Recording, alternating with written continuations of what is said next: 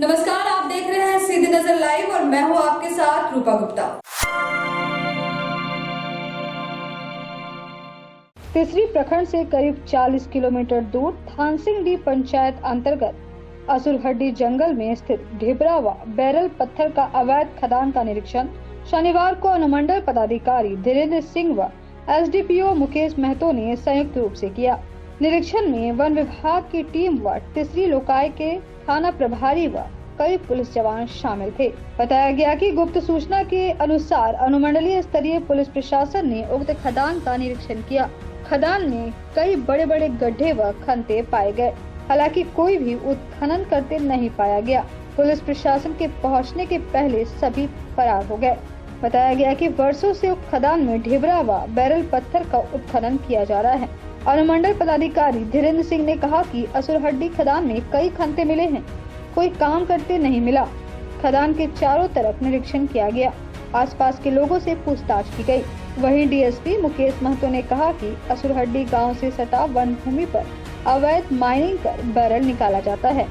आसपास के लोगों से पूछताछ की जा रही है। कहा कि इस गोरख धंधे में जो भी लोग संलिप्त होंगे उन सभी पर कानूनी कार्रवाई की जाएगी। खंता को डोजरी के लिए वन विभाग को निर्देश दिया गया है। मौके पर वनपाल जयप्रकाश महतो, थाना प्रभारी लोकाय पप्पू कुमार, तीसरी थाना प्रभारी पीकू प्रसाद, सब बीट पदाधिकारी प्रियेश कुमार, अशोक यादव, पवन विश्वकर्मा, पावेंद्र गुप्ता, अभिमीत राज सहित कई पुलिस जवान मौजूद थे।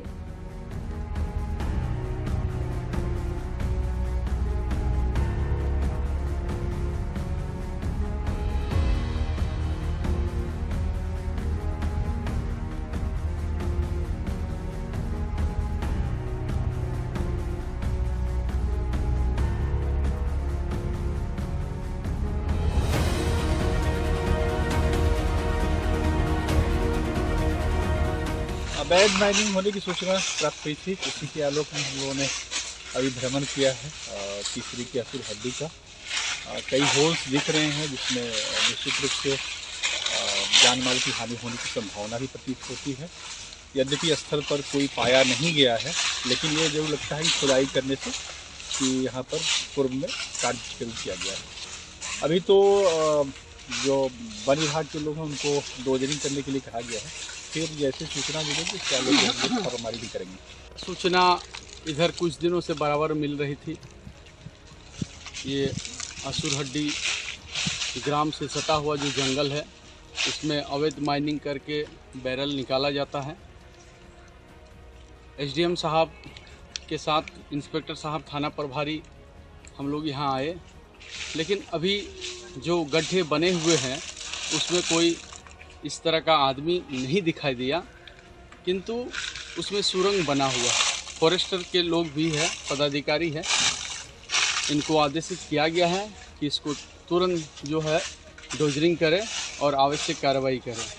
आसपास लोगों से भी पूछताछ किया जा रहा है। इस धंधे में जो लोग भी शामिल हैं उस पर हम लोग कार्रवाई करेंगे। गिरिडीह कोलेरी के क्लब हाउस में गिरिडीह कोलेरी ने प्रदूषण बोर्ड से एनओसी के लिए एक जन सुनवाई कार्यक्रम का आयोजन किया। कार्यक्रम की अध्यक्षता गिरिडीह विधायक सुदेव कुमार सोनू ने की। उनका स्वागत कोलेरी के पुलिस पार्टी के बैंड पार्टी द्वारा परेड सलामी देकर की गई। जन सुनवाई में आसपास के ग्रामीण जन प्रतिनिधियों ने हिस्सा लिया और कोलेरी उत्पादन और उससे होने वाले पर्यावरण प्रभाव के बारे में चर्चा की। सभी ने एक ही बात पर जोर दिया कि कोलेरी चलनी चाहिए और प्रदूषण बोर्ड को कोलेरी चलने देने का परमिशन देना चाहिए ताकि इस क्षेत्र में रोजगार की उत्पत्ति हो। अगर कोलेरी अपनी उत्पादन क्षमता के अनुरूप उत्पादन कर पाती है तो सीएसआर के तहत जन कल्याणकारी योजनाएं इन क्षेत्रों में ज्यादा से ज्यादा आएंगी। मौके पर गांडे के विधायक डॉक्टर सरफराज अहमद के अलावा झारखंड प्रदूषण नियंत्रण बोर्ड रांची से कंसल्टिंग एग्जीक्यूटिव कुमार मणिभूषण और हजारीबाग से प्रदूषण बोर्ड के कंसल्टिंग एग्जीक्यूटिव फलेश्वर किस्कू के साथ additional collector Wilson Bhengra, colliery के प्रोजेक्ट ऑफिसर, कोलेरी के जनरल मैनेजर, गिरिडीह अंचल अधिकारी, गिरिडीह खनन पदाधिकारी सहित कई लोग मौजूद थे।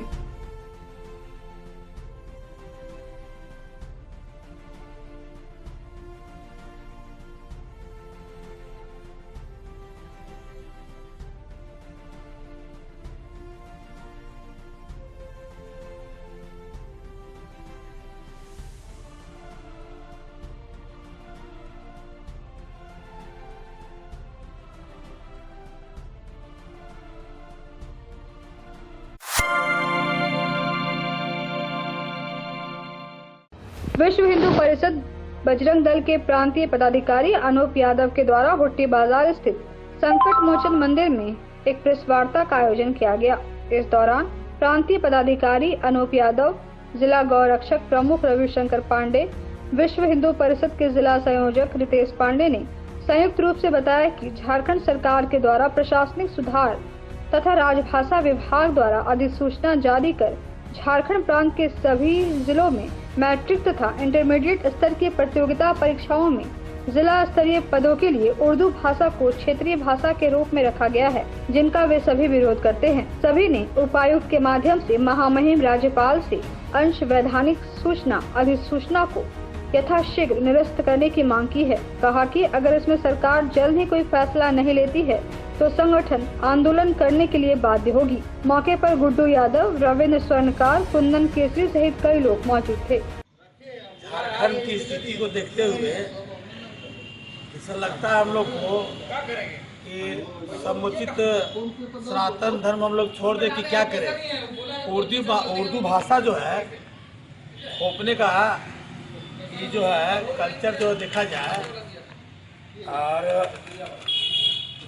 ये है जो राज्य सरकार कर रही है, तुष्टिकरण की राजनीति जो कर रही है, राजनीति आप कीजिए ना भाई, हिंदू समाज को लाने का क्या राजनीति कर रहे हैं आप। और जल्द से जल्द उर्दू भाषा को वापस अगर नहीं लिया गया तो संगठन चुप नहीं बैठेगा। और इसके लिए हम लोग हर तरह की लड़ाई लड़ने के लिए तैयार हैं। और जय श्री राम। इसको सरकार धन्यवाद ज्ञापन दे चुके हैं कि राज्यपाल महोदय के नाम से इसको देखा जाए, क्योंकि झारखंड राज्य में झारखंड सरकार के द्वारा जो तुष्टिकरण के तहत उर्दू भाषा को बनाया है वो बहुत गलत बात है। पूरे विश्व में हिंदी भाषा को मान्यता दिया गया है और झारखंड में उर्दू भाषा के क्यों ऐसा तुष्टिकरण करने वाला हिम्मत कैसे किया जो कि इस तरीक़ा से प्रस्ताव को पारित किया। क्या चाहता है, मैंने झारखंड सरकार पाकिस्तान बनाना चाहता है हिंदुस्तान को, है? ऐसा विश्व हिंदू परिषद होने नहीं देगा। अगर ज़रूरत पड़ा तो विश्व हिंदू परिषद बजरंग दल रोड पर बड़ी से बड़ी आंदोलन करने के लिए तैयार है। राष्ट्रपति के नाम नगर आयुक्त के माध्यम से आवेदन दिया गया, क्योंकि पूरे भारतवर्ष में सर्वप्रथम हिंदी भाषा ही मान्य है और पूरे क्षेत्र में और ख़ास करके झारखंड में ऐसे अनेकों भाषा है जो कि संथाली है, आदिवासी है, ऐसे अनेकों भाषा बोला जाता है। लेकिन पूरे भारतवर्ष में हिंदी बोलने वाले हर व्यक्ति आपको मिलेंगे।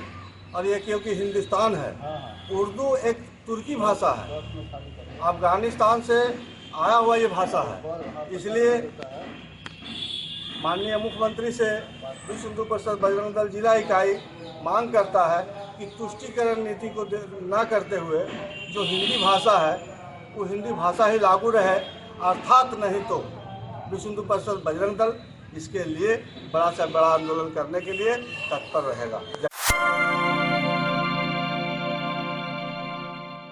गांधी चौक स्थित छोटकी काली मंडा के प्रांगण में 1.25 लाख पार्थिव शिवलिंग का निर्माण व पूजन सांगोपांग कामना लिंग के रूप में किया जा रहा है। इस संबंध में मंदिर के पुजारी सतीश मिश्रा ने बताया कि यह गैस पार्वती पति शिव की उपासना के साथ साथ सर्व दोष निवारण दूर करने का सौभाग्य इस पूजा से प्राप्त होता है। कहा कि यह पूजा प्रदोष पूजन से शुरू होकर महाशिवरात्रि पर भंडारे के साथ संपन्न होगा।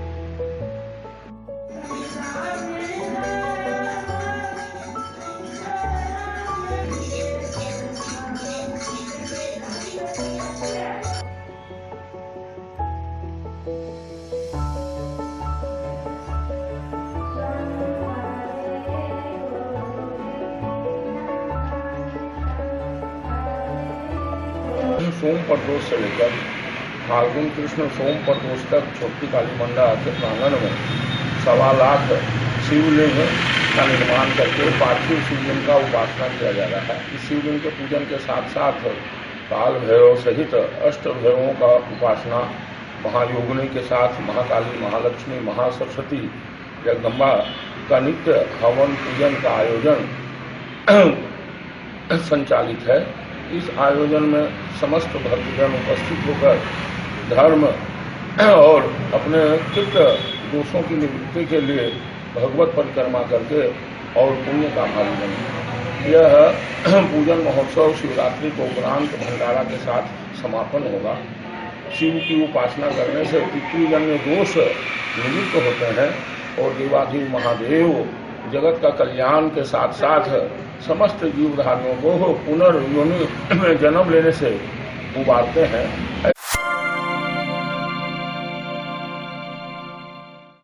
बीएनएस डीएवी पब्लिक स्कूल में हर्षोल्लास के साथ आर्य समाज के संस्थापक स्वामी दयानंद सरस्वती जी की जयंती मनाई गई। क्षेत्रीय निदेशक सह प्राचार्य DAV public school Jharkhand zone HK doctor P Hazra ने विद्यालय परिसर में स्थित स्वामी जी की प्रतिमा पर पुष्प अर्पित कर उन्हें शत शत नमन किया और कहा कि स्वामी दयानंद सरस्वती आधुनिक भारत के महान चिंतक, सनातन धर्म के महान ऋषि, वेदों के ज्ञाता, प्रसिद्ध समाज सुधारक, ओजस्वी संत एवं आर्य समाज के संस्थापक थे। समाज में व्याप्त पाखंड, ढोंग व कुरीतियों के विरोधी थे।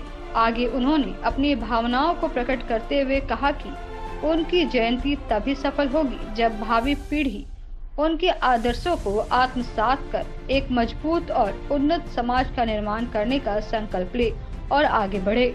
इस मौके पर विद्यालय में हिंदी वाद विवाद, भाषण एवं कविता वाचन प्रतियोगिताओं का आयोजन किया गया, जिसमें कक्षा 6 से लेकर 12 तक के विद्यार्थियों ने बढ़ चढ़कर हिस्सा लिया और अपने वाचन कौशल, भाषिक अभिव्यक्ति की एक से एक बढ़कर प्रस्तुति दी। कार्यक्रम को सफल बनाने में शिक्षकों, विद्यार्थियों एवं हाउस प्रतिनिधियों ने अहम भूमिका निभाई।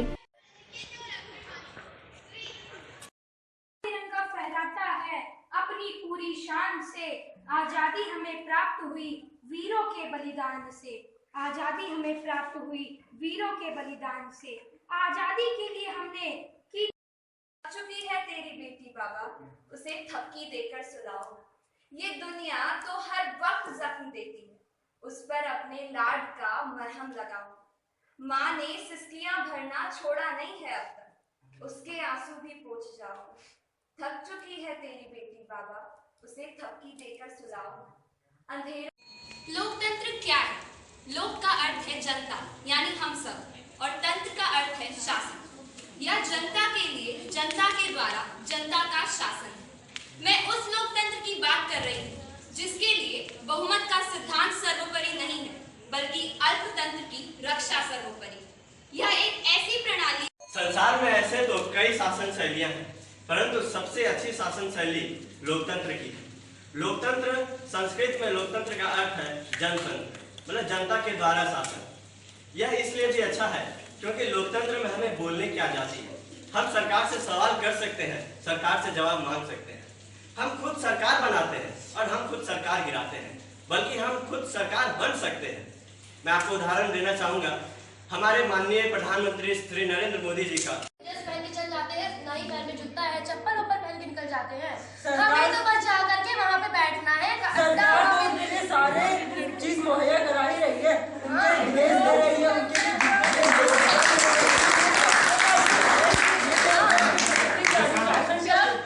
शिक्षक ही बच्चे को नहीं पढ़ाएंगे, बच्चे कैसे पढ़ेंगे?